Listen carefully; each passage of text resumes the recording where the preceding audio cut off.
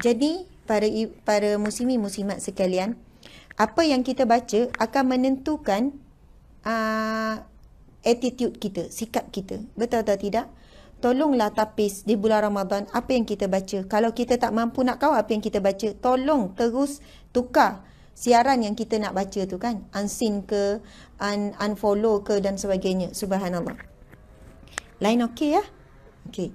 Okey, jadi tajuk kita pada hari ini, saya ni sejam setengah sampai pukul 11 kan? Sekarang pukul 10 dah. Tinggal 1 jam lagi. Tajuk kita adalah andai ini Ramadan yang terakhir. Tajuk ni pun syahdu dan biasalah tajuk copy paste kan. Memang ramai orang buat tajuk ni. Andai ini Ramadan yang terakhir. Tak payah andai-andai. Kita terus cakap, kita terus anggap ini Ramadan yang terakhir. Anggap ini Ramadan yang terakhir. Terus anggap begitu saja. Bukan andai-andai. Sebut andai-andai ni, kita harap ada Ramadan lagi lah. InsyaAllah Ramadan banyak lagi. Saya pernah ditegur. Masa tu buat umrah dengan seorang, kalau orang Indonesia ni kita panggil Baba. Kalau orang alim dia kita panggil Baba. Kan? Kalau kita ni bunyi Baba ni macam Mama, Papa, Baba. Ya. Yeah. Jadi orang alim di Indonesia, kalau di Thailand, minta maaf kan Indonesia. Kalau Thailand, Kiai. Kalau Indonesia, Baba. Kalau Malaysia ni, apa kalau orang alim? Tok-tok guru. Betul kan? Lepas tu kita panggil macam-macam lah perbezaan tu. Jadi ada tahun lepas saya berpeluang dengan seorang baba ni, orang alim. Nak dapat gelaran baba ni bukan senang. Dia kena habis beratus kitab, khatam itu, khatam ini, macam-macam syarat dia. Walaupun dia muda, kalau dia dapat gelaran baba, maksudnya dia seorang yang alim, Masya Allah, dalam pelbagai bidang ilmu, bukan satu ilmu saja. Kalau bab nahu, berpuluh-puluh kitab dia dah habis. Bab fiqah, berpuluh-puluh, mungkin beratus-ratus. Maksudnya habis kulit ke kulit. Memang dahsyat sistem pondok dia. Okey. Masa tu kita sebut, ya Allah, saya kata Baba, insya-Allah mudah-mudahan ini bukan umrah yang terakhir. Insya-Allah nak datang lagi lepas ni. Lepas tu dia kata, Ustazah, anggap saja ini umrah yang terakhir, dia kata. Jangan mengharapkan ada umrah yang lain. Sebab nanti kita tak buat bersungguh-sungguh umrah untuk ini. Tapi anggap saja ini umrah yang terakhir. Ini kesempatan yang terakhir Allah bagi, jejak bumi Madinah, jejak bumi Mekah, dia kata. Anggap saja ini yang terakhir. Barulah Ustazah akan beramal sungguh-sungguh. Sebab Ustazah anggap ini yang terakhir. Sebab itu bila kita kata kemungkinan ini Ramadan yang terakhir, andai ini yang terakhir, kita letak yang lebih kuat lagi. Ini adalah Ramadan yang terakhir. Mungkin tu pun sedap lagi kan? Kita kata, kita anggap saja ini adalah Ramadan yang terakhir dan inilah kesempatan yang terakhir untuk kita dapat jaminan syurga Allah dan dapat jaminan itqum minan nar, pembebasan daripada api neraka Allah. Kalau kita ada mindset macam ni, ini Ramadan yang terakhir, tinggal lagi berapa hari lagi Ramadan? Hari ni 16 Ramadan. 14? Betul lah 14 hari lagi. Terkejut saya ke 14 Ramadan tadi. Hari ni 16 Ramadan membawa masuk ada 14 hari Ramadan lagi. Rasa cepat ke rasa lambat? Subhanallah, bagus orang PPKN ni kan. Rasa lambat. Kalau yang rasa lambat tu sebab dia tak sabar nak raya tu. Lambatnya nak habis Ramadan ni. Ini zaman kita muda dulu. Zaman kita kecil-kecil dulu. Zaman ketika itu masih lagi jahil tentang ketinggian, kemuliaan tentang Ramadan. Kita tak kenal sangat hakikat Ramadan. Dulu kan masa kecil, start daripada ya Allah lambatnya, duk kira lambatnya nak raya lambatnya. Tapi sekarang kita dah tak rasa sangat bab raya tu, wallahualam. Saya rasa orang PPKN ni pun tak faham raya tu apa ya. Raya. Hampir lupa raya tu apa, contohlah kan. Betapa besarnya, sirna gambaran. Tapi Alhamdulillah, perasan ke tak, sebab sekarang ni, dalam 10 tahun kebelakangan ni, 5 tahun kebelakangan ni, kuliah agama tu mata-rata. Buka TV bab Ramadan, buka radio bab Ramadan. Walaupun radio tu, radio yang bukan Islamik sekalipun kan. Radio yang tak Islamik lah, yang hot ke, hit ke apa ke kan. pun ada selingan bab Ramadan dan sebagainya, Masya Allah. Jadi nak bagi tahu, masyarakat kita hari ini terbuka mata hatinya, mata zahirnya tentang Ramadan, membuatkan kita akan rasa cinta pada Ramadan. Kalau Nabi sebut, sekiranya kamu tahu, manusia tahu nilai Ramadan, manusia menginginkan Ramadan sepanjang tahun. Kita ingin tak sepanjang tahun? Cukuplah sebulan. Cukuplah sebulan. Subhanallah. Nabi kata kalau kita tahu Allah buka, Allah singkap pahala di bulan Ramadan, Allah singkap apa yang berlaku, bahkan para malaikat turun di bulan Ramadan ini memenuhi setiap ruang penjuru muka bumi Allah ini. Bagaimana malam Allah turunkan rahmat, nescaya kita tak akan mampu nak tidur malam. Kalau nampak banyaknya rahmat Allah turun, bagaimana setiap malam Allah sedang memilih di kalangan hamba-Nya untuk dimasukkan ke dalam syurga, Allah sedang memadam nama-nama ahli neraka, kita tak akan mampu untuk tidur malam. Sebab apa? Kalau Allah buka hijab. Tapi ini hanya dapat kepada orang-orang yang beriman. Iman ni apa? Percaya, yakin saja. Sebab itu kita lena lagi tidur. Sebab kita tak tahap sampai orang yang yakin dan orang yang beriman. Subhanallah, Allahu Akbar. Jadi mari sama-sama kita menganggap ini adalah Ramadan yang terakhir. Ramadan yang terakhir. Dan kita ada 14 hari lagi. Termasuk hari ini 16 Ramadan, baki 14 hari lagi termasuk hari ini untuk kita buat yang terbaik. Untuk siapa? Untuk diri kita sendiri. Untuk hidup kita. Untuk mati kita. Untuk kubur kita. Untuk padang mahsyar kita. Bukan untuk orang lain. Untuk diri sendiri. Subhanallah. Saya nak bacakan beberapa hadis Nabi SAW. Saya baca matan hadis Nabi ini untuk kita sama-sama dengar. Boleh saja kalau terus nak baca terjemahan.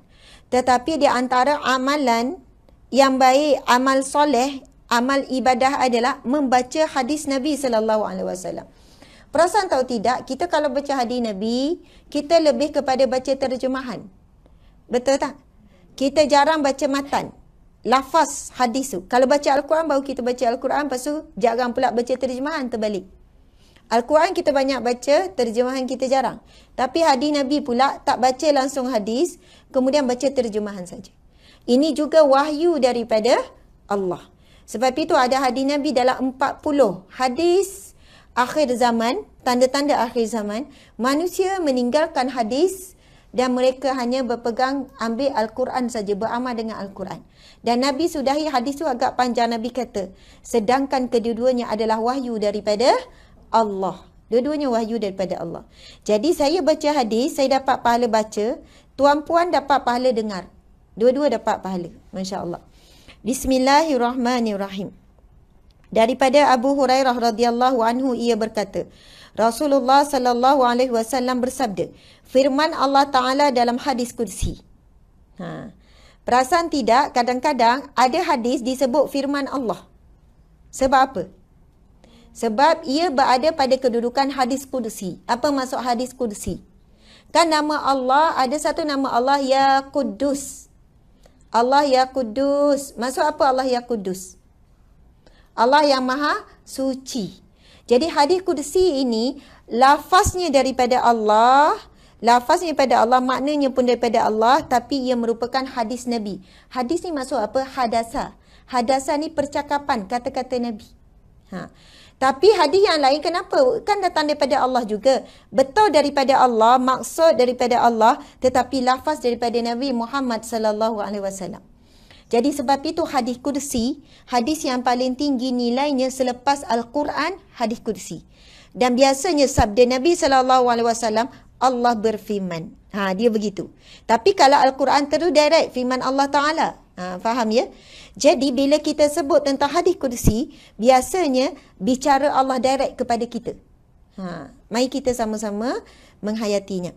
Kullu amali bani Adam lahu illa al-sawm fa innahu li wa ana ajzi bih. Was-siyamu junnah fa iza kana yawma sawmi ahadikum fala yarfisu wa la yaskhab fa in sabahu ahadun aw qatalahu falyaqul inni sha'im wallazi nafsu Muhammadin biyadihi la khalufu famis sha'imi atyabu min rihil misk lis-sha'imi farhatani yafrahuhuma idza iftara fariha bi fitrihi wa iza laqiya rabbahu fariha bisawmihi, riwayat Bukhari. Yang membawa maksud setiap amalan anak Adam adalah untuknya. Ini Allah berfirman kepada kita ni. Allah nak bagi kita faham ni. Wahai manusia, wahai hambaku, setiap amalan anak Adam adalah untuknya, melainkan puasa. Sesungguhnya puasa itu untukku dan akulah yang membalasnya. Apa maksud hadis Nabi ni? Apa maksud firman Allah ni? Allah kata seluruh amalan lain adalah untuknya. Kita salat untuk kita. Kita sedekah untuk kita. Lagi kita buat apa lagi? Kita bekerja, cari rezeki yang halal untuk kita. Lagi ibadah apa lagi kita buat? Tolong orang dan sebagainya. Apa-apalah kita buat. Suami, masak, isteri, tengok TV. Kita balik ni. Isteri masak, suami tengok TV. Tengok rancangan Al-Hijrah. Betul kan? Apa pun pekerjaan kita lah, subhanallah. Terutamanya ibadah khusus ataupun ibadah umum. Allah sebut semuanya adalah untukmu. Untuk diri sendiri. Untuk jaminan kamu. Tetapi puasa ini, Nabi sebut, Allah berfirman, puasa ini adalah untukku dan aku sendiri akan membalasnya. Masya Allah, Allahu Akbar. Habis itu kita solat untuk siapa? Bukankah untuk Allah? Ya, betul untuk Allah Subhanahu Wa Taala. Semuanya adalah untuk Allah. Tetapi apabila Allah sebut begini, tuan-tuan puan-puan sekalian, bila Allah sebut puasa ni adalah untukku. Dalam hadis yang lain, Nabi bersabda, sesungguhnya, hadis kudusi juga, Allah berfirman, Allah kata, sesungguhnya hambaku meninggalkan makan dan minumnya dan syahwatnya untukku. Nak tanya, kita ni makan dan tak makan tak minum ni sebab tak ada makanan ke kerana Allah? Kalau orang miskin, memang betul lah. Orang miskin ke orang Syria ke orang Palestin ke mana-mana ke orang... Dia orang tak makan bukan bulan Ramadan saja. Semua bulan sepanjang tahun. Ada gambar yang terkini terbaru. Anak Palestin ke anak Syria. Yang mati kebuluran tu kan. Masya Allah. Yang gambarnya mayatnya ditemui bergelimpangan. Rupanya dia mati sebab kebuluran. Bayangkan ya, mati kebuluran ni sangat seksa. Kita kalau tak makan setengah hari, bukan Ramadan ni. Maksudnya hari biasa. Tak sempat sarapan tengah hari, kita jadi apa dah? Menggigil, kelaparan, mulut menggigil, lepas tu dah bagi warning, kau jangan cari pasal aku tengah lapar ni. Emosi dah tak stabil, semua dah jadi nak marah, aku lapar ni, aku tengah lapar ni. Tapi bos panggil aku buat kerja, dengan bos-bos pun rasa boleh nak marah. Lapar, menggigil. Lepas tu tak makan lagi, menggigil lagi. Agak-agak malam kita jadi apa kalau tak makan? Lembek, tak boleh buat apa. Tapi nak bagi tahu, kematian disebabkan kebuluran ni, sebab lapar ni, ia satu kematian yang sangat mengerikan, yang sangat seksa. Dia lapar, menggigil, kebuluran, lapar lagi, sampai berhari, sampailah mati. Subhanallah, terseksa. Mungkin dia mengelupur, mungkin dia menahan, mungkin ni. Kita setengah hari pun kita tak mampu dah nak nahan lapar. Buka puasa nanti cuba tahan sikit. Kita makan pukul 10. Agak boleh tahan tak? Tak boleh dah. Tak boleh. Tapi mereka nak sampai meninggal ni berhari-hari lapar, berhari-hari dahaga. Subhanallah, Allahu Akbar.